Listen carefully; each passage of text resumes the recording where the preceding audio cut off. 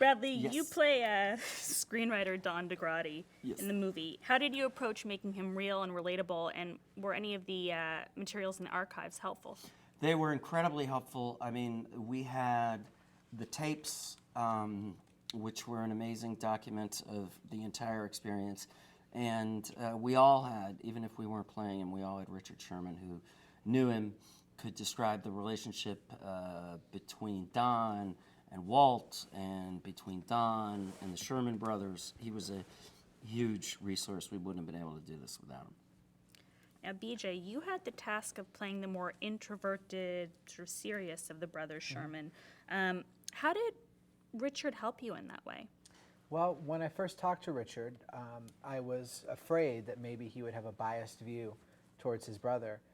In fact, it was the opposite. He had such a generous, multifaceted view that he really helped me understand what Bob was going through, who he was, and why he expressed himself the way that he did.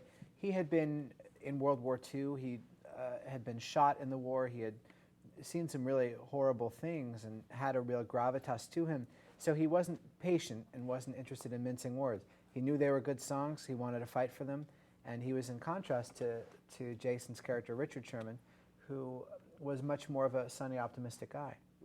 And Jason, you do a wonderful portrayal as well of Richard Sherman. And how was he a wonderful resource to you? Well,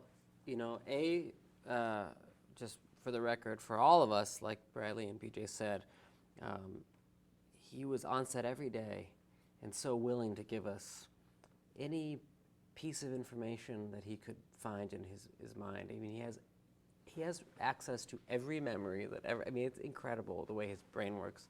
But for me, a really important thing that I was able to get from Richard was his music, and playing his music, or attempting to play his music in the style in which he really did it in 1961. Because if you get like a Mary Poppins sheet music book, that's sort of a simplified, more generic version of the final product.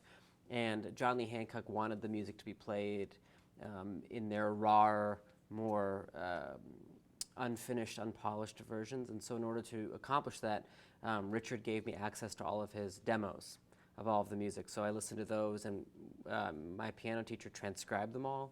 And so I learned all of those songs, and without Richard, I wouldn't have been able to get access to the more private side of his music.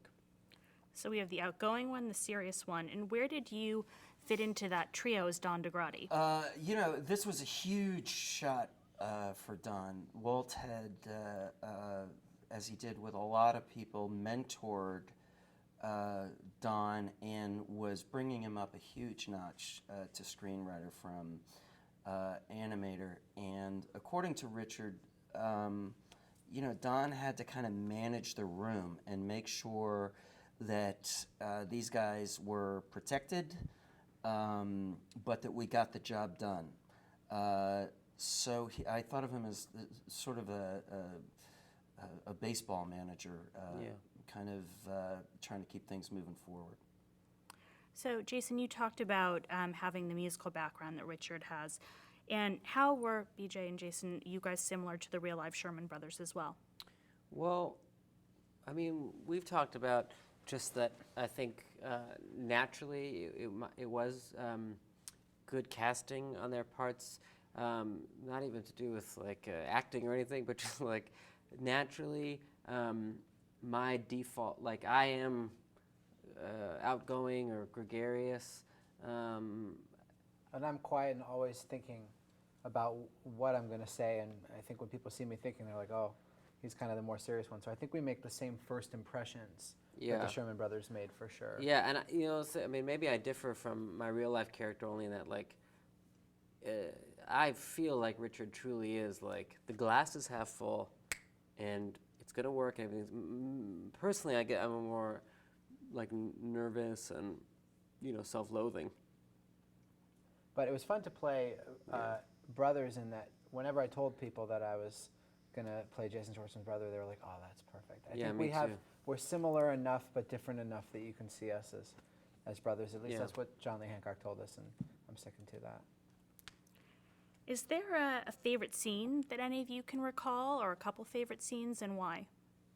My favorite scene is dancing with Emma. I loved being able to do that whole dance sequence with her. I love watching the scene with Walt Disney and Emma in the end of the movie, Yeah.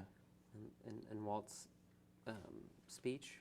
It's just very, it's beautiful, and it's just a really great example of good acting.